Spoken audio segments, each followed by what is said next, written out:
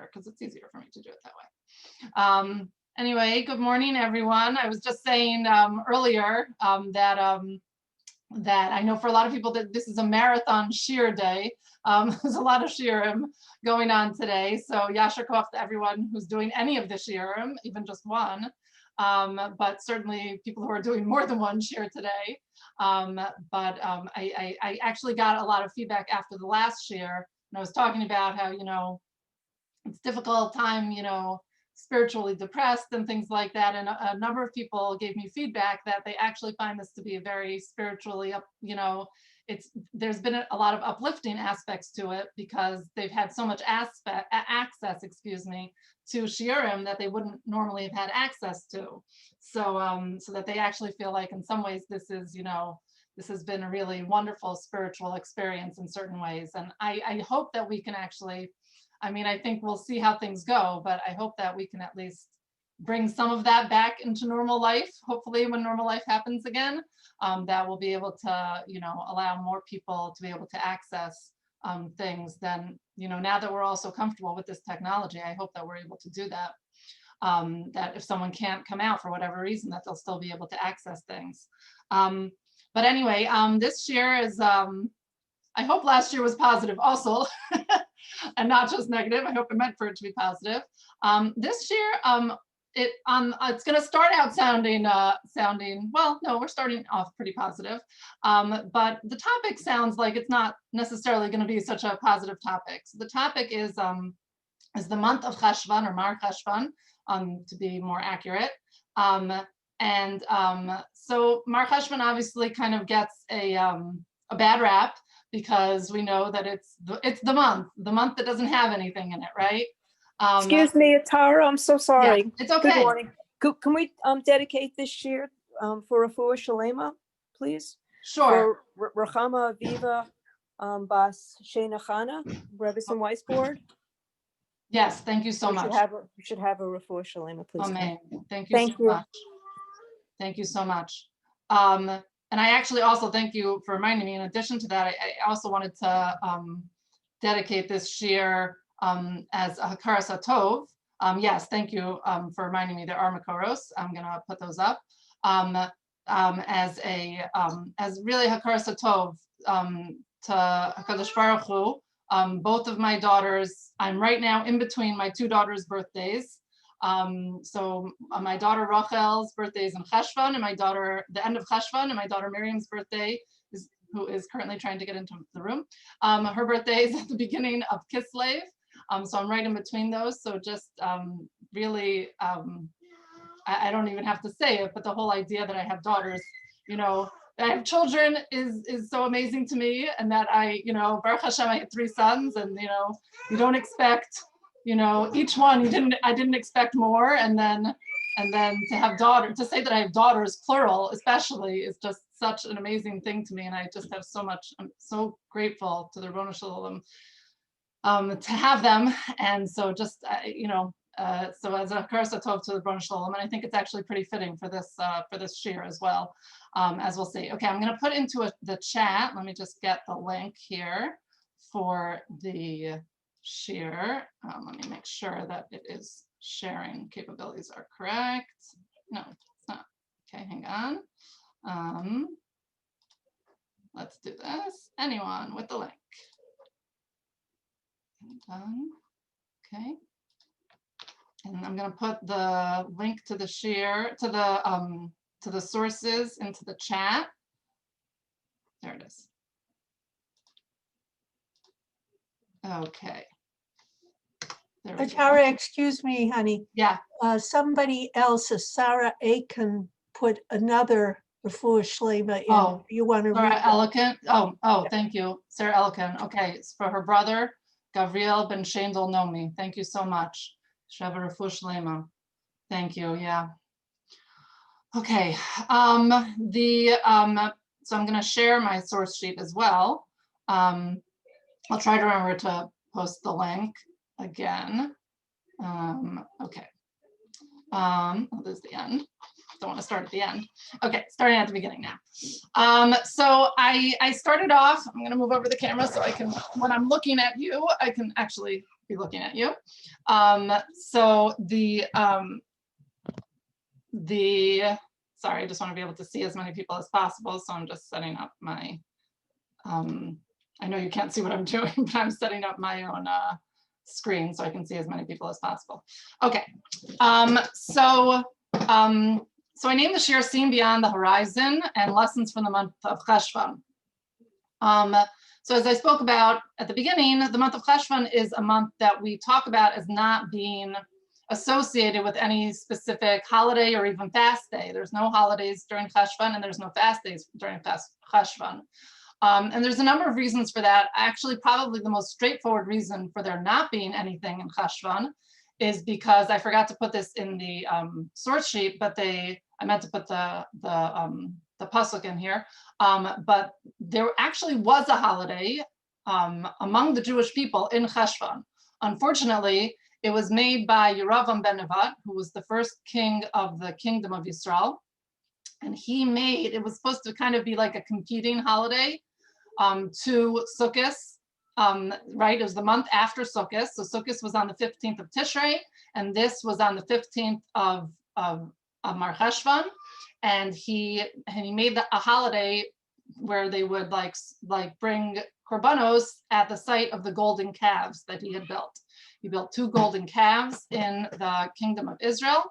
And that was the holiday that they made. So it could very well be that part of the reason why there were no holidays or fast days ever associated, with Cheshvan is because we didn't want to have any holiday that could be associated with that holiday, which, really turned into idol worship.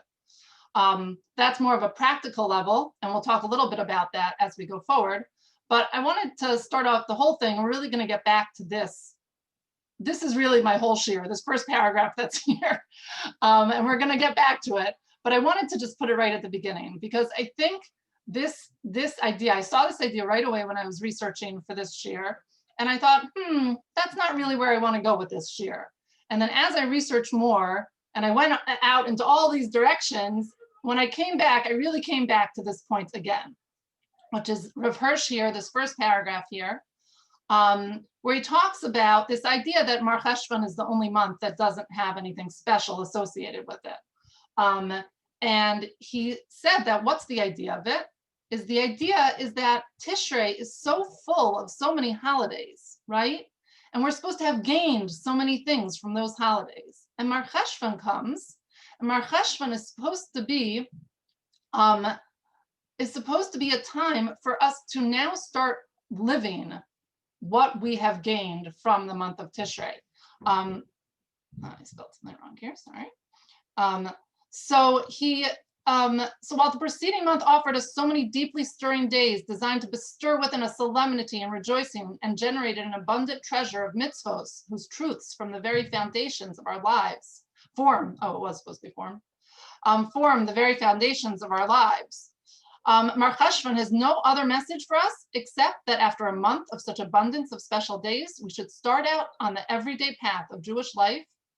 However, it is the routine of everyday life which reflects our true existence, preceding and following those festivities from which they receive their value and significance. Sometimes we have an artificial high from different holidays. We have an artificial high from Rosh Hashanah or from Sukkot or from Simchas Torah. We have an artificial high from very time periods where we're doing so many things, so many mitzvos. Sometimes we can get an artificial high from them, spiritual high from them. And an artificial spiritual high doesn't stay. What Cheshvan is about is what things did I actually gain? Not artificial, but really deep within me. What did I actually gain? And how am I going to live my life based on what I gained from Tishrei? And that really is, again, like I said, everything I'm going to say in my shiur is really going to end up coming back to this idea that Cheshvan is reminding us of this idea that it's not enough for me just to be spiritually, impacted. What it's really about, Judaism is really about taking it into my life, taking it and making it a part of myself and not just a spiritual high. So just to get into some sorry, I just want to pull up my chat here, just to get into some more specifics about Cheshvan. So even though Cheshvan is not a month that we associate with any holidays or even fast days, there are certain things that we do associate with Cheshvan. So what are some things that we associate with the month of Cheshvan? You can put it into a chat, you can say it, any ideas that people know of that we associate with the month of Cheshvan? Yes, the Mabul started in Cheshvan and the Mabul ended in Cheshvan. Right, the Mabul started in Cheshvan, and thank you, very significantly, the Mabul ended in Cheshvan too, right? A year later. A year later, yeah. Yeah, it's so amazing to think that they were in there for a year, right? We think 40 days and 40 nights was really a whole year that they were in that teva. Yes, anything else that people, you could put it, like I said, you could put it in the chat, you could say it.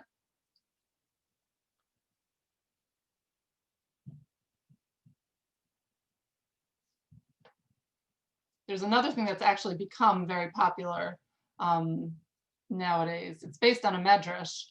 The medrash, Yalkut Shimoni, says that, I actually had a hard time finding it, but now I know why I had a hard time finding it, because what the medrash says is that Binyamin, Yaakov's son Binyamin, was born on the 11th day of Cheshvan. Okay, so what I was looking for was the yahrzeit of Rachel Imenu, of his mother, right? So I was trying to find it and I couldn't find it. And then finally I did it backwards. I found somebody who talked about the yahrzeit of Rachel Imenu, and I found a source of that. And it said this Yalkut Shimoni, and I couldn't figure out why I hadn't found it to begin with. And then I realized it doesn't say it's her yahrzeit. It says it's Binyamin's birthday. But of course, the day that Binyamin was born is also the day that Rachel Imenu died. So by definition, his birthday is Rachel Imenu's yahrzeit. So that's the source of this idea. There does seem to be another opinion, but what traditionally this has come to be the day that we commemorate as Rachel Imenu's yahrzeit, the 11th day of Cheshvan. And it was actually very meaningful for us. I mean, we were planning on naming our daughter Rachel anyway, because we were naming for my husband's grandmother, but who was more popularly known as Ruthie, but her Hebrew name was Rachel. So but we were planning on naming for her anyway, but it became especially significant that she was born in Cheshvan, 10 days after Rachel Imenu's yahrzeit. That was certainly very significant to us. So that is also something that is associated with the month of Cheshvan. So those are really the two main things nowadays that we associate with the month of Cheshvan. Obviously, there's much more of a source for the idea of the Mabul, but traditionally it's become very meaningful for that Rachel Imenu is really associated with the month of Cheshvan. So obviously the question is why. The Mabul, practically speaking, seems to make sense. We associate, obviously says in the Psukim, right, that's when the Mabul happened, although there's slight difference of opinion in the Gemara as to if it actually was Cheshvan or if it was in a different second month, but what exactly the month was. But Cheshvan seems to be the established time that we say it happened. And of course, it fits very well with what we see in nature nowadays, right? Cheshvan is the rainy season, right? Cheshvan is, even in Israel, which is when we associate our seasons, Cheshvan is the rainy season. And I have this quote here from Sefer Melachim, that Mar Cheshvan actually, obviously Cheshvan itself, Mar Cheshvan is from the Babylonian names of the months that we took upon the Babylonian names of our months in Galus Bavel, in the Babylonian exile.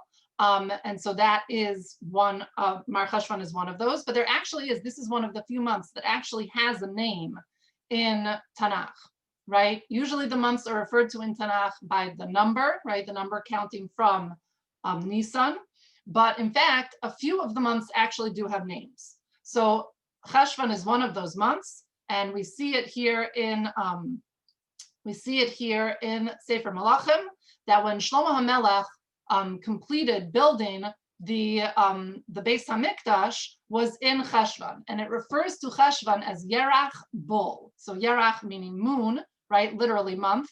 The month of Bul, right? Which is, and it explains that's the 8th month. The 8th month starting from Nisan, which is Mar Cheshvan. And in fact, by the way, it was not dedicated in Cheshvan. It was not dedicated for almost a year, actually. And there's a whole discussion about that, but it does refer to it as Yerach Bul.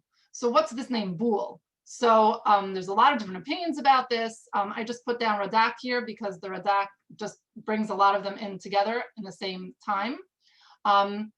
So he says this is talking about Mar Cheshvan, and it's called this because of like Mabul, comes from the same shoresh. The word Mabul and Bul, they both come, right? So it's obviously it's the month when the Mabul happened. It's also the month when we have rain in general. That's when the rain starts in Cheshvan. But he also brings a few other reasons why it's called Bul, and most of these are from the Yerushalmi, the Gemara Yerushalmi. So he has the idea that the leaves start falling, novel. The leaves fall off in the month of Cheshvan, right? So it's autumn, right? And the land becomes bulos, right? The like clumps of dirt start forming in, right? Because there's so much rain, so the clumps of dirt start forming. Instead of being dry and kind of sandy, it like clumps together, the earth. And also, it's the month in which bololim la behema mitoch habayis. It's the month in which we start feeding animals from food within the house, right? This is the month where there's just not so much grass to eat. There's not so much food out in the fields for the animals to eat. And so we start having to take the food that we have in storage and giving it to the animals, as opposed to the animals being able to go out in the field and eat the food for themselves. Okay, and Targum Yonasan actually translates the word bul that way. The Yerach Mesav Avvei, the month when the produce is gathered in, when the fruits are gathered in, right? They're in storage, right? Sukkot is the holiday of the gathering in, Chag HaSif, and in Cheshvan everything's been gathered in. So that's what's going on in Cheshvan, is that everything's in the house and it's raining outside and the dirt's kind of clumping together and the leaves are falling down. And that's the significance of the month of calling it Bul. Okay, so that's very nice, but it doesn't seem very spiritually significant to us. So part of what this shiur we're going to be doing in this shiur is understanding the significance of these things. Okay, I want to get back to Rachel Imenu for a few minutes, and then we'll hopefully get back to Cheshvan itself. Okay, so Rachel Imenu is probably most famous for what? What is Rachel most famous for? Just say it or put it in the chat. For giving her sister the signs to marry Yaakov. Yeah, she's most famous for giving her sister the signs to marry Yaakov. It's not straight out in the Psukim, although even in the Psukim, it is straight out that she did not say anything, right? The Gemara talks about the fact, yeah, thank you. Sarah Elkin wrote in that that she also cries over us. She's very famous in Yirmiyah. It talks about Rachel crying for her children. So those are really the two things that she's most famous for. And people talk a lot about the fact that she gave over her signs to her sister. Obviously in the Psukim itself, she's presumably there at the wedding, and she doesn't say anything. She doesn't say, hey, it's not her, it's me. She doesn't whisper anything to Yaakov. She doesn't give away Leah. And the Gemara kind of expands on this and says, in fact, goes through a whole discussion that when Yaakov Avinu originally asked Rachel, tells Rachel he wants to marry her, she's like, we're going to have a problem because my father's a trickster and he's going to try to switch me for my sister. And so they make up this whole thing. They're going to have signs, simanim, these signs that he'll know that it's her. Presumably she and Leah looked alike, and it was going to be at night, and she was going to be wearing a veil. And so they made up these signs. And then when the time comes, she can't bring herself to let Leah get caught, basically. She can't bring herself to do it. And she gives Leah the signs, and she allows it to happen. And she doesn't say anything. And the Gemara says, in that Gemara where it explains that idea, the Gemara starts off and it says, in the merit of the modesty that Rachel had, she merited that Shaul Hamelach was descended from her. And in the merit of the modesty that Shaul had, Yatzas Mimenu Esther, that Esther descended from him. Okay, so that there's this line of tznius from Rachel to Shaul to Esther, that they all somehow have this similarity within them of tznius, of modesty. So what is the modesty? So Rachel's modesty is that she gave over the signs to Leah. That's what the Gemara says. And what is Shaul's modesty? Shaul's modesty is that he didn't tell anyone that he had become king. He had been anointed by Shmuel Hanavi, and he went home, and his family asked him, what did Shmuel tell you? And he said, he told me where my lost donkeys were. And he didn't say anything about being anointed. And that was his modesty. And then what was Esther's modesty? And I don't think the Gemara actually discusses what Esther's modesty is here, but Esther's modesty is that she did not tell Achashverosh what nation she was from. That was her modesty. So we can see really that there, what is modesty defined as in this Gemara? How do we define modesty in this Gemara? Is being quiet, right? Keeping silent when you have something to say that you should not say. It's not appropriate time for you to say it, and you don't say it. That is keeping something in when it should stay in and not saying it, right? Keeping something within and not bringing it out, basically. That's that idea of something that is. Tznius is the idea of keeping something within, something that's supposed to be within and not bringing it out. So that's that idea of tznius. And Rachel is very, very closely associated with this. And in fact, when we talk about in Yirmiyahu, Rachel crying over us, it says in the next pasuk that Hashem tells her to stop crying because her children are going to be brought back because in her merit, as a reward for her deeds. And the Gemara says, what is the deeds that she did? That she gave over her signs to Leah. Now, by the way, I just want to point out, I'll mention this again a little bit later, but she was silent, but she also, she hid something, but she also revealed something in the same moment, right? She revealed something to Leah, something that was supposed to be hidden just between her and Yaakov, she actually revealed to Leah. So why is that tznius, right? That she told somebody something, and then we say that that's tznius, she hid something, right? It's a little bit strange. So we have to talk about what that means. And that brings us to the next source here. So for a little while at least, and it'll fit back all together in the end, but for a little while I want to talk about what tznius means, right? If we're so appreciative of this tznius of Rachel and Shaul and Esther, they merit these amazing things just because they were able to keep quiet about something. What is tznius then, right? What are we talking about here? What's so amazing about it? And just to make the point even greater, I brought down these psukim, these 3 psukim from Micha. So Micha has a dialogue, basically, God's talking to the Jewish people, and he says, my nation, me'asisi lacha, what have I done to you already? Like, why are you betraying me, right? Am I making it so hard to serve me, right? He said, what did I do to you? How did I tire you out? Is it because I took you out of Mitzrayim? Is that what I did wrong to you, right? I freed you from slavery. Moshe, Aaron, Miriam. And I sent 3 great leaders, Moshe, Aaron, and Miriam, before you. Is that what I did wrong? That I sent you these amazing leaders?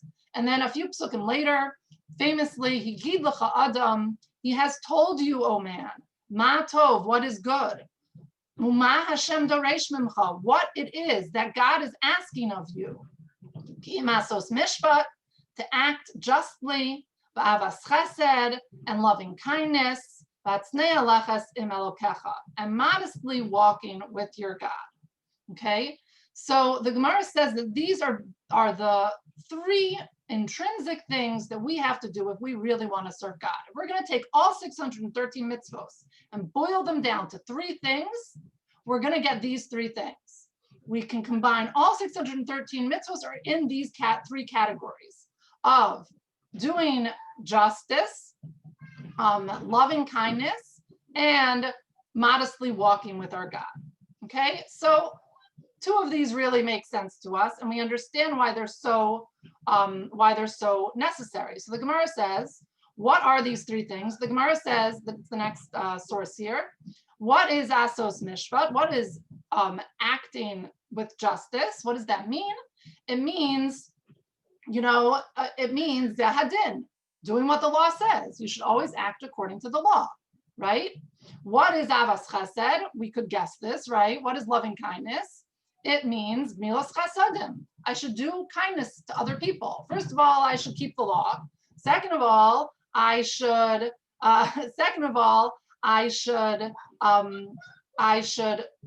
be kind to other people, do kind acts to other people.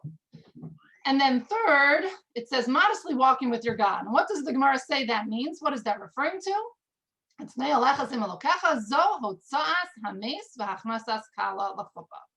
that's talking about bringing, escorting someone who has died, right? Levaya, right? Escorting someone who has died. And escorting a kala to her wedding canopy. That's what it means when it says modestly walking with your God. And these are a kal v'chomer. Things that by definition have to be done publicly. Amra Torah hatznei alechas. The Torah said I should do them modestly. Things that are normally done privately, how much more so must I do them? Must I keep them private?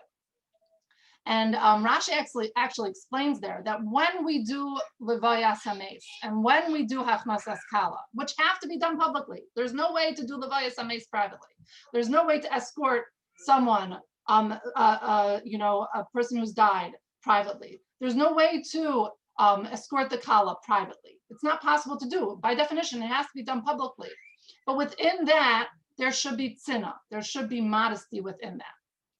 So what does that mean? Does that mean that I should, when I'm dancing for the kala, I should like do really small movements? I shouldn't sing so loud? Is that what God wants of us? That's one of the three things that God wants of us. That like is the intrinsic idea of Judaism, is that you got to do justice, you got to be kind, you have to be just, you have to be kind, and you have to be modest. Like modesty might be very nice, but and by the way, what are you telling me that I should be modest when I dance in front of the kala? What shouldn't I be, exuberant in my happiness when I dance in front of the kala? What does that even mean, right?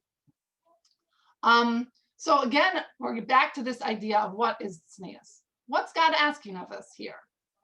And so I just have a few sources here. One of them is Sifsei Chaim, Reb Chaim Friedlander. And he's a beautiful set of svarim. I don't know if they're still in print. It's Hebrew. I don't think that there's a translation. Called Midos V'Avodas Hashem, and there's a part 1 and a part 2.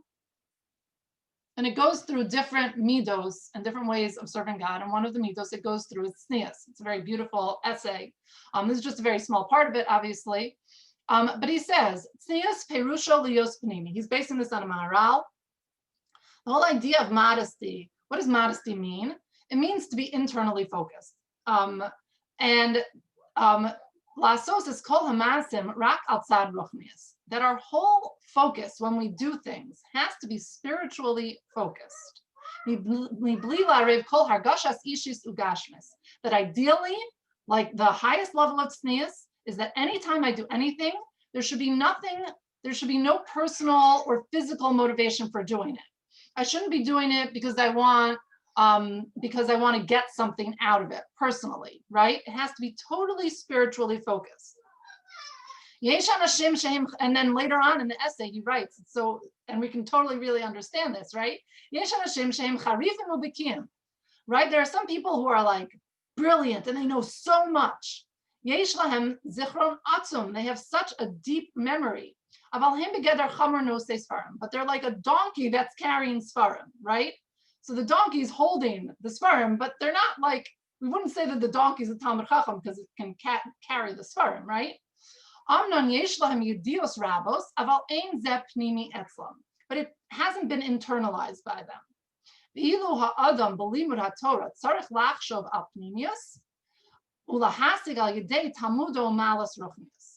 A person, if they really are internally bring their Torah learning to be internal, then that's when they'll reach these spiritual heights.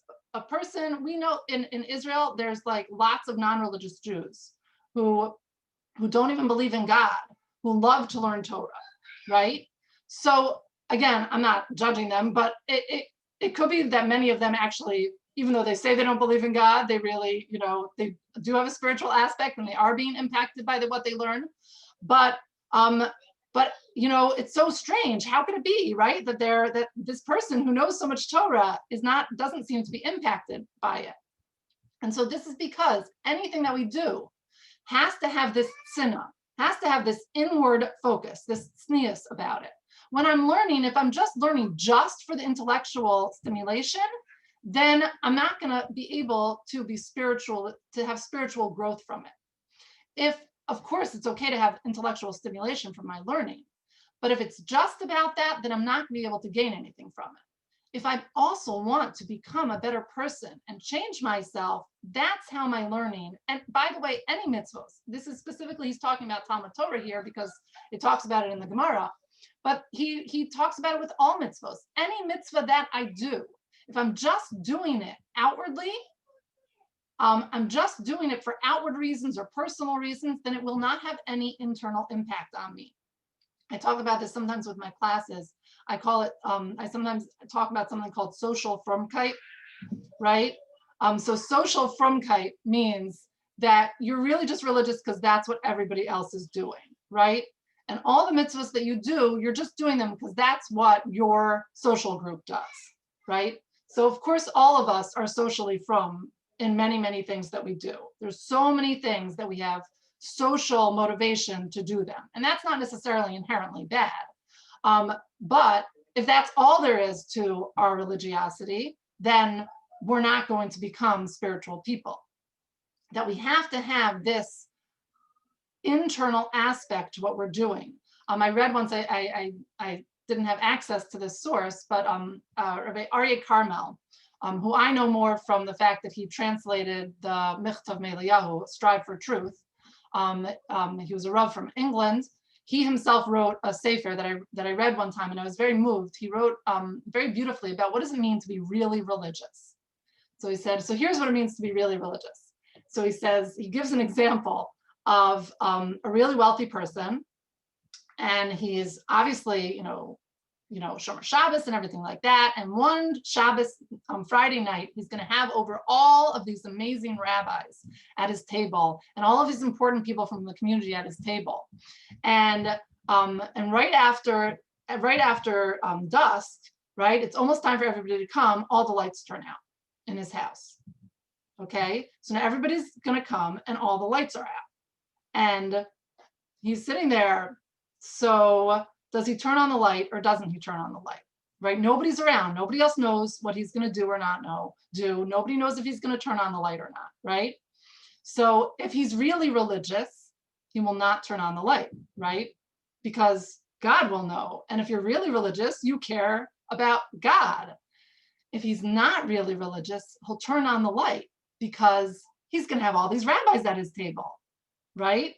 And if that's what it's about, then it's going to be so hard for him not to turn on the light, right? So what being really religious are the things that you do when nobody else sees you. And that's the depth, and that's the depth of, right? And that's the depth of the midah of tznius. And the Sifsei Chaim, Reb Chaim Friedlander actually says that tznius is the foundation of every single mitzvah. It has to be one of those three because it's the foundation of everything. You can do every single law, you can keep every single mishpah, and you can do so much chesed.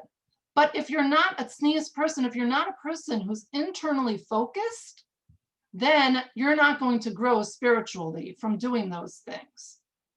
And that is why that's so necessary. And it's only the things that I do, not only the things that I do b'tzina, that I do privately, are the things that demonstrate most clearly my relationship with God and whether or not I'm quote unquote really religious, right? That's where it's at. Every once in a while, sometimes when I do something and nobody else is around and nobody's gonna know, right? and I'm doing it anyway. And of course, it happens so often. It happens so many times a day that nobody else is around and nobody knows that you're doing a certain mitzvah or not doing a certain avera. But if we just think for a moment sometimes about it and focus on it for a minute, God, I'm doing this because you told me to, right? And I know that that's why I'm doing it, right? That has a huge impact on my ability to grow spiritually, on my own, by the way, in my own spiritual self-confidence as well. I brought down, there was a beautiful, when I was preparing this shiur, of course, as always happens, I always find things randomly that have to do with the shiur that I'm giving. There's a beautiful article on Rabbi Menachem Nissel writes a series of articles in the Family First, the Mishpacha women's magazine, that are based on the teachings of Rav Moshe Shapiro, and he talks about, and he's actually talking about, because it was written in Cheshvan, he was talking about Rachel Imeinu and the idea of tznius. So just have like one quote from here, which he talks about the idea, he really talks about this fact that when Rachel was quiet, when she was tznius, the thing that she's like really, spoken about is so amazing about her, that she was quiet and she didn't say anything. She said something, right? We talked about this, that she was silent, but she also said something. She took something that was supposed to be private and she told it to Leah, right? So how is that tznius? And he talks about the fact that Rachel was such a tznius person. She was a person that was so in tune with her inner world. She was so in tune with her inner world that everything was kind of black and white almost to her. It was either the right thing to do or the wrong thing to do. And it was so clear to her in that moment that the right thing to do was to tell Leah the signs. And that was what allowed her, gave her the strength really to do it. Because it went against everything that was going, by the way, she could totally have justified not giving Leah the signs. It sounds wrong on some level. And yet to her, because she was so in tune with her own internal spirituality, that she was able to see so clearly that even though on some level I can justify it, there's an end game here. I'm supposed to be the one married to Yaakov. I'm supposed to be the one that's supposed to have the Jewish nation come for me. She knew that. And yet right now, in this moment, I know that the right thing to do is to tell Leah these signs. And therefore she was able to do it. So I named the shiur actually Seen Beyond the Horizon. I think the Rabbi Nissel actually speaks about, I also put, by the way, the link to the article here, the full article, if anyone's interested. It's a very beautiful article. I think Rabbi Nissel might even say this, that when there's a concept that when Adam Harishon was first created, and when a baby actually is in the womb, Adam could see from one end of the earth to the other, and a baby in the womb can see from one end of the earth to the other. What is that talking about? It's not possible to see from one. So I actually saw one time a whole thing about the refraction of light was different, and you could see there was mirrors, right? Which might be true, but what does it mean spiritually? What does it mean spiritually for me that he could see, or that a baby in the womb can see from one end of the world to the next?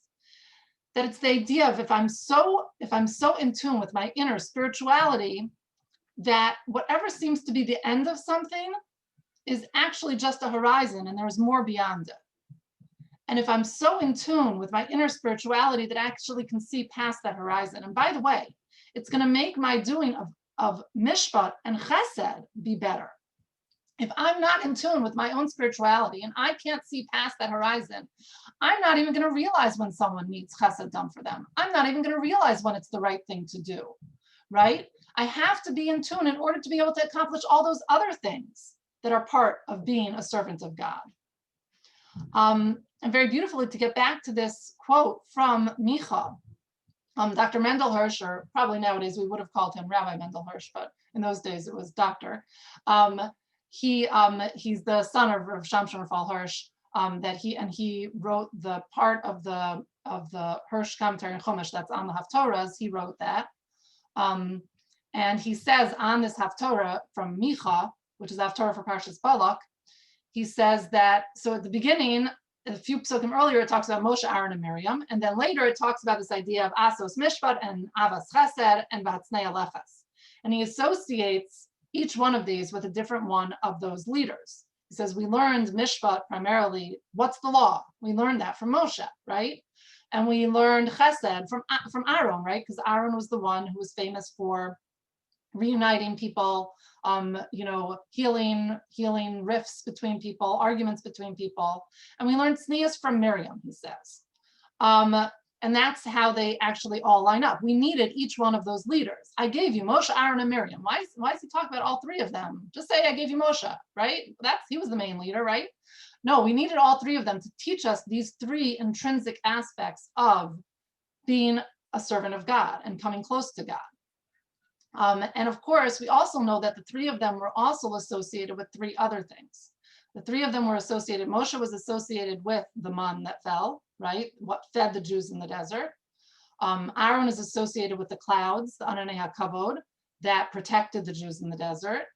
And Miriam was associated with the well, the water that the Jews had to drink in the desert. And in fact, you actually can see you can actually see it in the Psukim. When Miriam dies, that's when they complain to Moshe about water. And when Aaron dies, that's when they get attacked. When Moshe dies, it's in Yehoshua, it talks about the man stopping. So that they're each associated with those things. So Miriam is associated with the well. And so I have a very beautiful book, which I knew I should take this down because it's called Water from the Well. It's by Rebbetzin Pavlov, who I know some people know. She has Silver Spring connections. And she talks about this idea of digging a well. It's talked about in a lot. The wells come up a lot in Tanakh.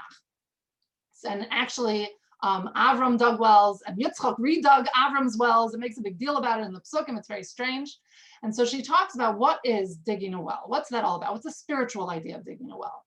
So she quotes the Shem Yishmol and she says that digging that well, getting rid of the dirt between me and the water is an analogy for getting rid of the things that are part of me that I have to get rid of in order to purely serve God with purity. A well is a source of water hidden deep below the ground. There's something deep in the ground. And the earth represents obstructions, the issues and confusion that keep a person from the truth. And the water is the deepest wisdom each person holds in his heart. And thank you. And again, getting back to this idea of tznius, the more I'm in touch with my inner self, the more I can find that wisdom that's really hidden within me, right? We have this concept that each person, when they're in the womb, learns the entire Torah, but then when they're born, they forget it all, right? So what's the point? Why did I learn all of it if I was just going to forget it? And so we know that very often what happens, Rabbi Akiva Tatz actually talks about this in some of his works, that sometimes when you learn something, it sounds so familiar to you, it really resonates with you. And then on some level, the Torah is really within each of us. And it's not that we're learning Torah from scratch, that we never knew it before. It's we're being reminded of something that we already know is true. At the end here, I'm going to get back. I see I see there's a question about Rachel and Leah. I want to get back to that in a minute. I have a couple of quotes here from actually different Hasidic Rebbes, the Mei Hashiloach and the Shem Yishmuel, who both talk about Cheshvan. And just to pull it together again, how do I pull together the idea of Cheshvan and this idea of tznius that we're so focused on with Rachel and Miriam? So a few things. First of all, just on a very simple level, as Ms. Jadek mentioned at the beginning, the Mabul started and stopped and ended in Cheshvan.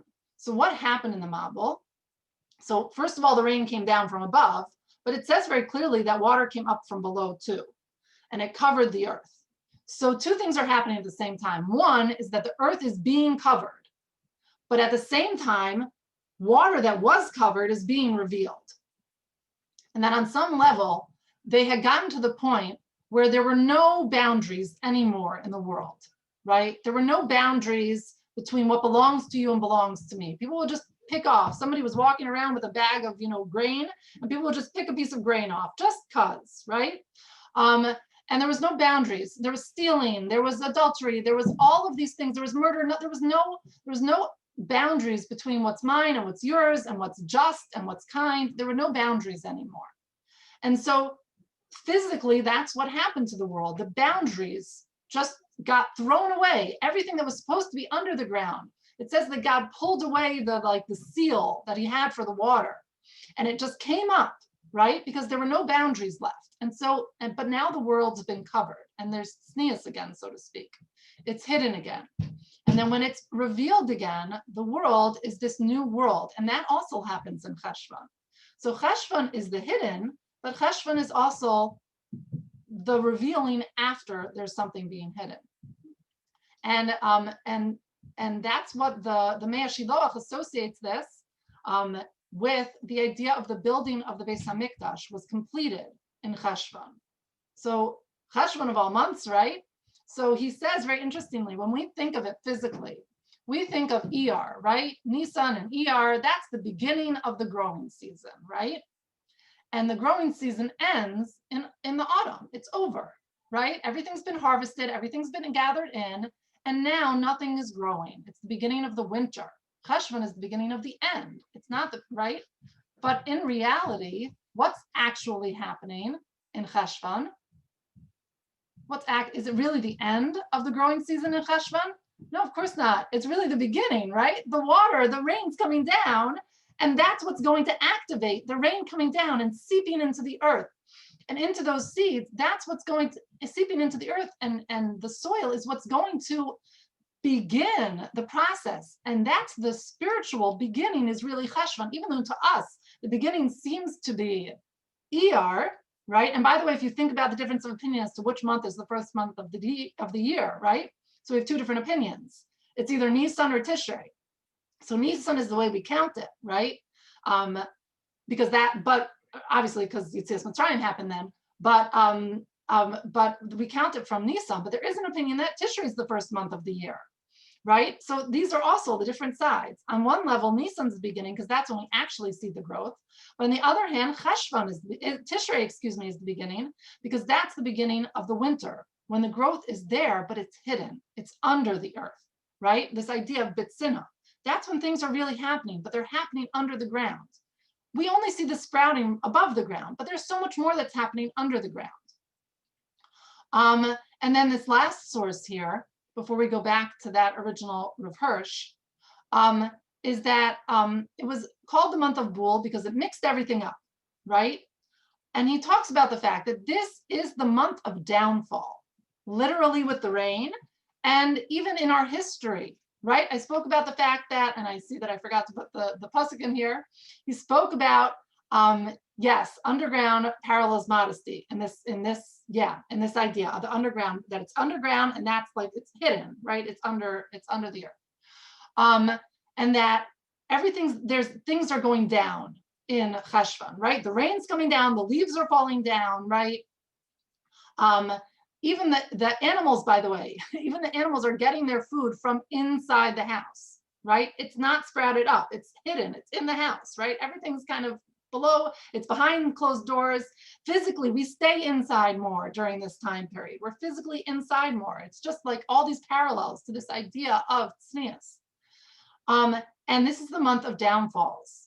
So it's month of downfalls with rain, but it's also the month of downfall for the Jewish people. The kingdom of Israel, that was the beginning of the end when he established that holiday in the month of Cheshvan, right? He established like kind of another version of Judaism. And that was the beginning of the end of the kingdom of Israel. They went into Galus Asher, they went into the Assyrian exile, and that's kind of it. They're the 10 lost tribes, right? But he says, just like in Cheshvan, this is the Shemi Shmuel, just like in Cheshvan, the rain that comes down is not just a downfall, it's for a purpose. The rain falls and then it's going to water the ground, right? So too, all the spiritual declines are also just preparation for the growth. That the more that the more that I'm internally focused. That Cheshvan is about bringing me back. Yes, it's so important. All those holidays in Tishrei are so important, right? And by the way, it's the end of kind of a cycle. The holidays in Tishrei are the end of a cycle that began with Nisan. We were talking about at the pre-Simchas Torah shiur that we went through the cycle with coronavirus, right? But it was only half the year. The cycle is only half the year, right? We have a whole nother half the year to go. And, you know, but the cycle is already over of the Yom Tovim, because the Yom Tovim are so important, those outward aspects. We have to have that. But also Cheshvan is the beginning of reminding us that's not where it's at. To get back to this Rav Hirsch all the way at the beginning, that's not where it's at. Real Judaism, real focus of our spirituality is not on dancing like crazy at the wedding. That's not being spiritual.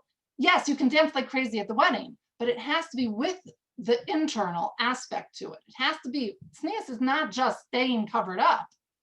Tznius is there's more that's beneath the surface that other people can't possibly see, right? That's what tznius really is. Tznius is not that everything has to be covered, because of course there are situations where you have to, right?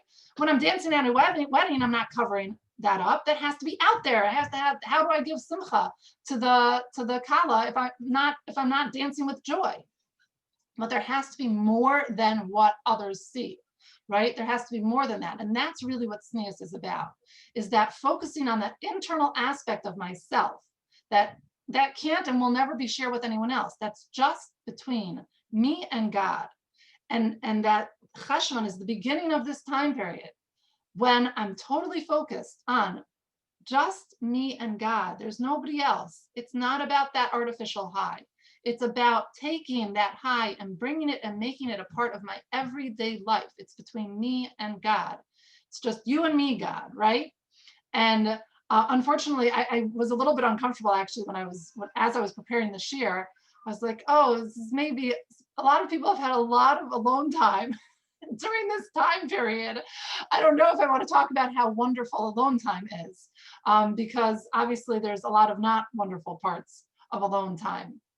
But at the same time that that's true, I think it's also true that I think a lot of people, as certain feedback that I've gotten, that people, I think, also have come to appreciate that it's just you and me, God, time period that we have, and I think I'm about to be joined by a visitor. But that's what the whole message is here in the month of Cheshvan, is that focus on the internal, and that's how I can see what really is. What does God really want of me? I don't know, sometimes it's so gray. If I'm able to see myself and focus in on myself, then I can really know what God really wants to me. So I saw that Rini Isser wrote that she has a question about Leah in relation to Rachel.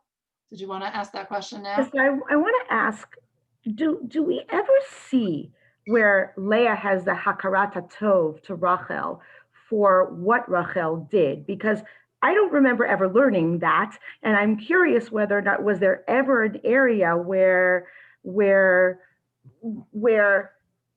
her bitterness over not being the beloved wife can overcome the feeling of Hakarat Tov for her sister for not revealing her. Yeah, there's actually there's actually a very famous, oh, Rivka, you're here. There's actually I actually had a very interesting conversation along those lines in my 7th grade class the other day. I was talking to them about, we just came up to the parak in Navi where it talks about David's sons who were born in Hebron. So he has 6 wives in Hebron. So I always talk to the girls about what's the concept of a king having lots of wives. And anyway, so I always start the discussion of, based on what you know from Tanakh, do you think that the Torah considers it ideal for a man to have one wife or a man to have more than one wife? And so, so whatever, I eventually get to them to the point that generally speaking, the Torah seems to very clearly make it seem that the ideal is one man and one woman, right? But at one point the girls were, I was giving proofs of this. And at one point, you know, and the exception is kind of a king. It seems to be that a king kind of is supposed to have a lot of wives. So I was giving examples though of the fact the ideal seems to be one man and one woman. And I said, so at one point I was talking about the fact that all of the avos who had more than one wife did not initiate marrying the 2nd or 3rd or 4th wife. Sarah initiated Avram marrying Hagar. and right, and Yaakov only married Leah because he was kind of tricked into it, and he didn't divorce her, but he married Rachel because that's who he was planning on marrying, and then Rachel asked him to marry Bilhah, and Leah asked him to marry Zilpah, right? It was all clearly not like the original plan, right? The original plan for Yaakov was not that he was going to have 4 wives. And as I was saying it, one of the girls raised her hand. She's like, "Yeah, but we see that's actually a proof that it's fine to have more than one wife, because Yaakov had all these wives and everything was great, everything was fine, everyone got along great." And I started laughing. I said, well, Leah named her first 3 children, thanking God for seeing how much she was suffering, that her husband didn't love her. So, and then I actually said this, this famous back and forth between Rachel and Leah, that this very difficult to learn back and forth between Rachel and Leah when Reuven comes with the dudaim, the flowers, and Leah, and he wants to bring them to his mother Leah, and Rachel asks, sorry, I'm getting these certain chats. I know not everyone can see them, but Rachel asks Leah, "Can I have the flowers, the dudaim?" And Leah really responds very harshly to Rachel, and she says, "Is it enough that you took my husband from me? Now you want to take my son's dudaim, my son's flowers that my son gave to me?" And so obviously we all,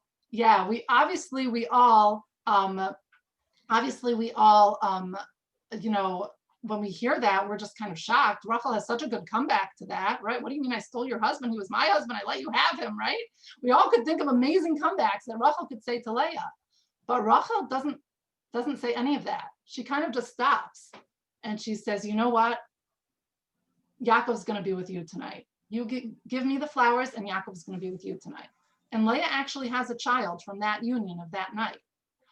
So clearly Leah is not, punished for what she says to Rachel. So it seems pretty clear. I think Rav Hirsch says it, that Rachel and Leah really didn't realize what the other one was going to. I see my mother-in-law just put in that Sarah Malka Winter spoke about this in a shiur, that Leah maybe didn't understand the extent to which Rachel helped her. And she knew she gave her the simanim, but maybe she didn't really understand what she was giving up. She didn't understand what that meant to Rachel. I'll marry him or you'll marry him, right? And that Rachel until that moment did not understand that Leah was suffering at all. And it's possible also that Leah until that moment didn't totally understand that Rachel was suffering. We do know that later on, it's spoken about the fact that Leah's descendants refer to the Imahos as Sarah, Rivka, Rachel, and Leah. So it's very clear that it was acknowledged that Rachel somehow held this, favored status, to the point that Leah's own descendants will say that, right? It's in Megillas Rus. People from Shevet Yehuda say that Rus should be like Sarah, Rivka, Rachel, and Leah. We say we say it on, many people say it as a bracha on Friday night for their daughters. But I don't know. I don't know that we ever have an indication that Leah totally really ever acknowledges it. We have that indication that Rachel comes to the understanding of what Leah is going through. But I don't know if Leah ever necessarily even knew what Rachel was going through. That could also be part of the tznius of Rachel, that she didn't really share with Leah what she had given up. And she was able to deal with it. When she heard Leah's pain, she was able, you know what, you should have him tonight. He should be with you tonight. I don't know, but you're right. Yeah. Yeah. Tara, yes. Tara, I have a few comments. Yes, please. Tehillim, David HaMelech says, Kol kfuda bat melech penima, meaning a woman should be tznuah. And the other comment is where it says, when the malachim came, the 3 malachim, Sarah ba'ohel. One of the Mefarshim say about that was tznius. The other comment I have is that the word Esther, and I should know this, right? Comes from Hester, and it means hidden. Yeah. Yeah, that's very beautiful, right? And then the association with Esther and the pasuk that the Gemara associates with Esther of Hastaras Panim. That I'm blanking on the pasuk. Maybe if you remember it. That Bayom Hahu Anochi Haster Aster Espanai Mikem. Yeah, That I'm yeah, gonna hide my face from them, right? yeah, right. Yeah, that's right. That all of them. Yeah. Any other comments or questions? I also wanted to add a little bit to the discussion about Rachel and Leah, Mhm. not to answer the question of how Leah felt about Rachel's deed of self-sacrifice, but Mhm. I heard something that at the end of the day, both Rachel and Leah get what they so fervently wish for. Rachel wanted to be an Em B'Yisrael, and at the end of the day, she becomes an Em B'Yisrael. Rachel mevakal baneha, and that's what we say all the time, and we pray to Rachel Imenu et Kever Rachel, etc. And what did Leah want? She wanted, let's say, on a small level, Yaakov's attention. She wanted to be his wife. She's the one that is buried next to him. Both got their wishes with a lot of self-sacrifice, I feel, but at the end of the day, they got what they wanted, what they most prominently wanted. Right. Although I will add also, I think this is just true before the time period of Mashiach and Olam Haba, which is that there's no such thing as getting everything you want, right? Exactly. That within everything, like Rabbi Nissel actually speaks about this in his article also, but I always talk about this with the girls of, I find it so moving and beautiful that if you think about the end of the Purim story, what happens to Esther at the end of the Purim story? She's just there in the palace for the rest of her life, presumably. Even once Achashverosh dies, presumably she's got to stay there. She's the wife of the former king, at least, right? She's there. She does not get to go and leave and, have a normal Jewish life. She's stuck there. And in some ways that seems so tragic to us. And yet, what is the holiday that she herself worked very hard to establish is this such a joyous holiday, because to her life was not about, what we think of as being happy. Her life was really about, and I think this has to do with her tznius, her ability to be comfortable with her inner world, is that to her greatest joy was that she had been able to save the Jewish people. Someone wrote in the chat that, and I also saw this myself also, that Kristallnacht happened in the month of Cheshvan, and I'm not sure what the significance of that is. I'm sure that's something that we won't know until Mashiach comes. But that on some level, the most tragic situations, sometimes from our perspective, again, that Esther was able to take such a tragic circumstance for herself, and to her, that this is what she wanted in life, was to serve God and to save her people. And that to her, I want you to remember me with joy and revelry. That's how I want you. And in some ways, actually, I think that the joy and the revelry of Purim, there's also a lot of symbolism in Purim of tznius. If you just think, even just silly things like the Hamantashen, right? The Hamantashen is we make a cookie that has a filling on the inside, right? It's folded in and you don't see it so easily, but it's on the inside, right? It's hidden. There's more to it, right? So we're so over the top, with joy, but I feel like there's because there's part of it is that we just can't, that's almost hiding the inner part of Purim, that there's just so much. The Megillah is rolled, speaks about it, how the Megillah is rolled. I don't know, there's a lot of symbolism like that with Purim. But yeah, I think about that a lot with Esther, that she was but I think Rachel and Leah also, and I really think all of us, nobody until Mashiach and Olam Haba, there's just that's what life is. Life is not is tragic in many ways, right? but it's about, but again, if a person gets to the point, I'm certainly not there, but if a person gets to the point where they can be so comfortable with who they are internally, that's where their true joy is. And that's where a person can really feel content and happy, even in a tragic circumstance. Yeah. Any other comments? Oh, that's nice.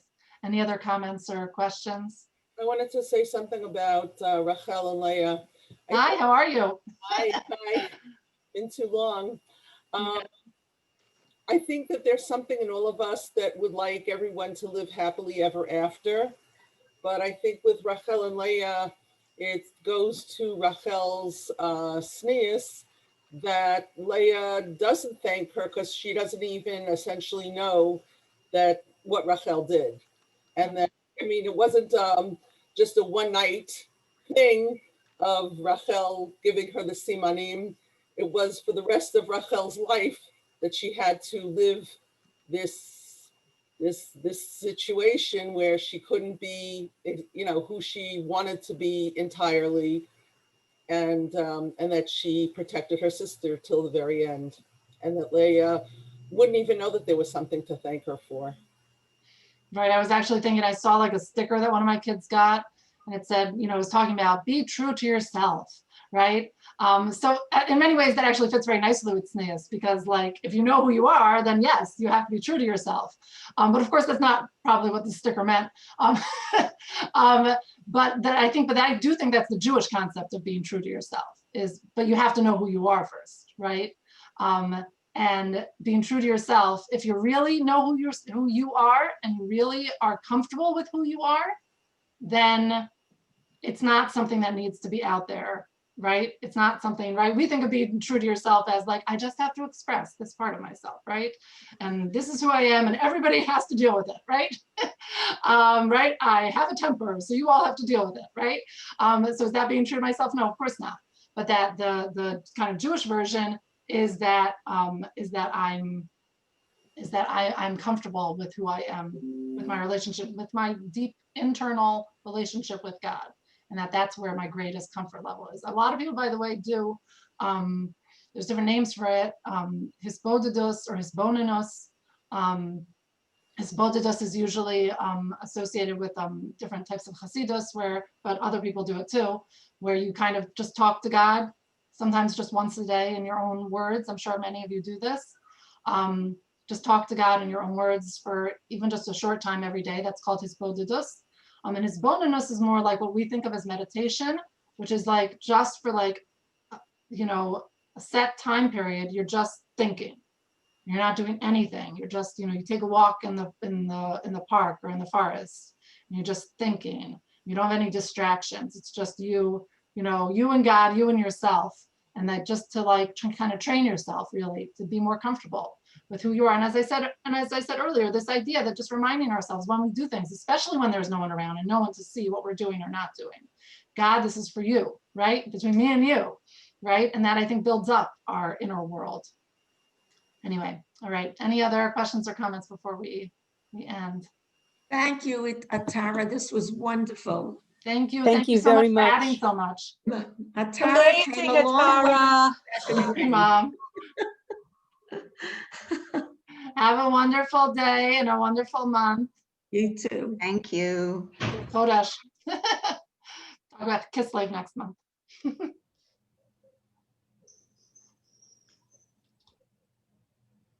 You see my question, Atara? Yes, I do. I would love to.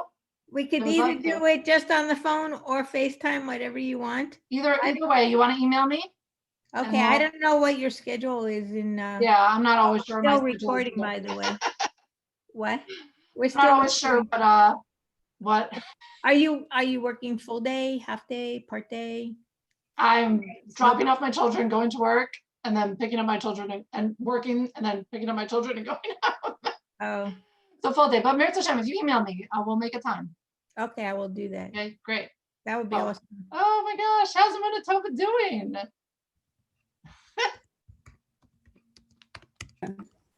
She's good, thanks. Yeah, how are you doing? I saw you guys the other day.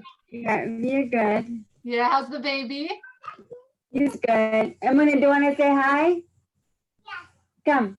Yeah. Tara, can you dedicate shiur after the fact? I don't know. That sounds good. Hi, Munatova, how are you? You are so big. Hi. You are so big. You know, baby Rabbi is getting big too. She's going to be 2 years old. Is that big? Yeah. Yeah. How's your baby doing? You want to show your baby? Yeah. Yeah. Oh my goodness, he's so big. Look at him. And all that hair too. Hi. Oh, he loves you. He's so happy. He was just with Daddy for a while, so. So now he's finally reunited. Oh my gosh, they look so much alike, yeah? He's 6 months old. Yeah. Yeah. He's 6 months old. Isn't that crazy? That is really crazy. I'm not gonna touch. It's really crazy. Yes. Hi. Say hi to everybody. Okay. Yeah, are you such a good big sister? Are you a good sister, Muna? Yeah. You are? Okay. I see you, my dada. You too? Yeah. Yeah. I have a video of it, seriously. Oh. So, Is Okay. he crawling yet? not yet, but we're moving around. You're working on it. Yes, we're moving around in other ways. So, Yeah. Oh, thank you so much. That was so fun. So good to see okay, we you. will stop stealing your class. Oh no, it's fine. It's over. I'm just not going back to my children. Tara, if learning could be dedicated after the fact, maybe also for Rabbi Frank's father, who was nifter this week. Right, Frank yes. is saying shiva that his neshama should have an aliyah. Amen. Amen. Yes. Yes. Anyway, okay.